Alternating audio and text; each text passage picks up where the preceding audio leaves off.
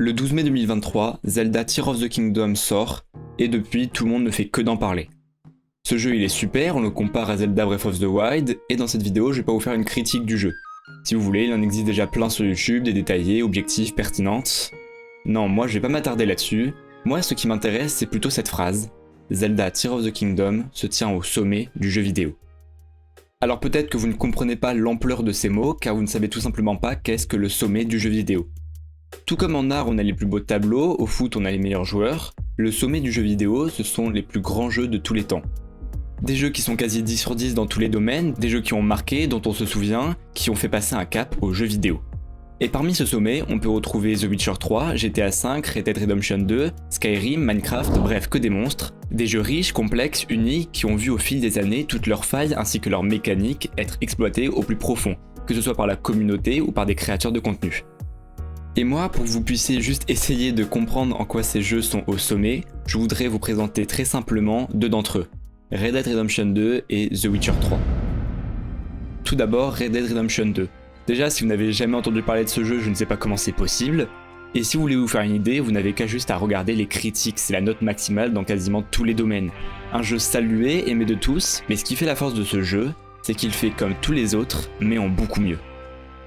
Dans les autres jeux, par exemple, on peut avoir de beaux graphismes, mais regardez ceux de Red Dead, aucun jeu n'a su faire aussi réaliste.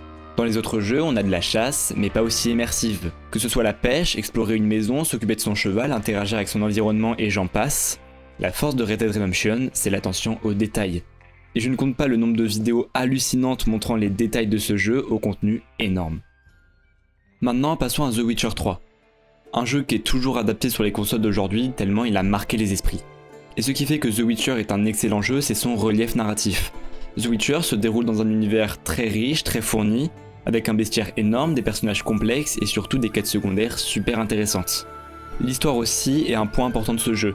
On évolue dans un univers très sombre avec de la politique, du racisme, des femmes battues, des trahisons. Mais tout ça permet de mettre en valeur la beauté des décors de ce jeu.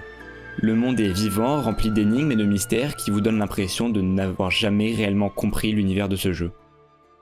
Bon, voilà mes deux présentations de ces jeux, et sachez qu'elles sont extrêmement caricaturées. Là, c'est vraiment assez rabaissant, même pour ces jeux, tellement ils sont riches et complexes, mais il me faudrait une vidéo pour chacun d'eux pour les présenter. Si vous voulez apporter votre précision et enrichir ma présentation, n'hésitez pas à le faire en commentaire. Bon, revenons à ce qui nous concerne, Zelda. Qu'est-ce qui nous permet de le mettre aussi haut ?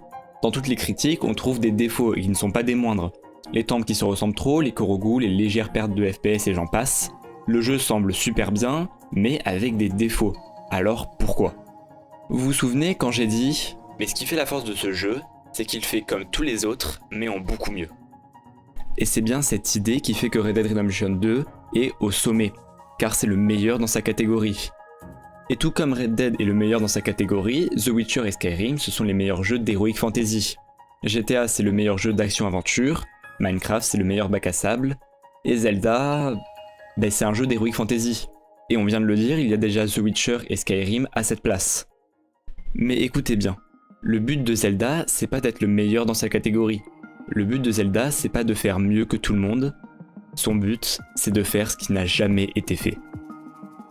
Et si je vous dis ça, c'est parce que ce jeu est innovant et qu'il propose des mécaniques de gameplay qui n'ont tout simplement jamais été vues. Et si vous ne me croyez pas, alors juste dites-moi dans quel autre jeu peut-on jouer de façon si simple avec le temps ? Dans quel autre jeu doit-on à ce point constamment faire preuve d'ingéniosité pour pouvoir progresser ? Dans quel autre jeu avons-nous une telle diversité dans la façon de nous battre ? C'est très simple, chacun des pouvoirs de ce jeu pourrait être la meilleure innovation d'un autre jeu, mais ils sont tous réunis en un seul. Ce jeu, et même cette licence entière, la licence Zelda, n'est jamais restée sur ses acquis. À chaque nouveau jeu, Nintendo nous offre quelque chose d'ingénieux, et toute cette innovation est mise en valeur de par le fait que Zelda est aussi ce qui se rapproche le plus d'un open world. Laissez-moi vous expliquer. Tous ces jeux, même s'ils sont qualifiés d'open world, ils ne le sont pas vraiment comparés à Zelda. Dans ces jeux, on progresse de zone en zone avec oui beaucoup de liberté, mais jamais autant que ce que Zelda a pu faire. Dans ce jeu, on a une zone de tuto, puis on est lâché au milieu de terres gigantesques, et on se débrouille. On doit aller à ces endroits, pas de chemin à suivre, pas d'ordre, pas de logique, et c'est bien cette liberté presque absurde qui nous permet de faire ressortir, à nous joueurs, tout le potentiel de ce jeu. Et pour le comprendre, il suffit juste de regarder tout ce qui a été découvert en sachant que ça ne fait que 3 mois. Zelda Tears of the Kingdom mise tout sur son gameplay. Le jeu est tellement innovant, les idées sont tellement créatives et contre-intuitives que ça nous permet à nous joueurs d'être lâchés dans quelque chose de complètement inconnu et de prendre du plaisir à chaque instant.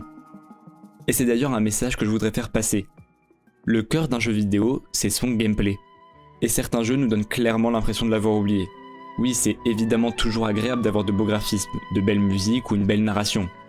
Mais si on ne prend pas du plaisir en jouant... Si on achète des jeux, c'est avant tout pour s'amuser, parce qu'on prend du plaisir à exploiter le jeu grâce à leur mécanique. Et ça, ce Zelda l'a très clairement compris, en nous offrant ce qu'aucun autre jeu n'a pu nous offrir. Je me répète, mais ce jeu est ingénieux, unique, original, incomparable. Ce jeu peut très clairement se tenir au sommet.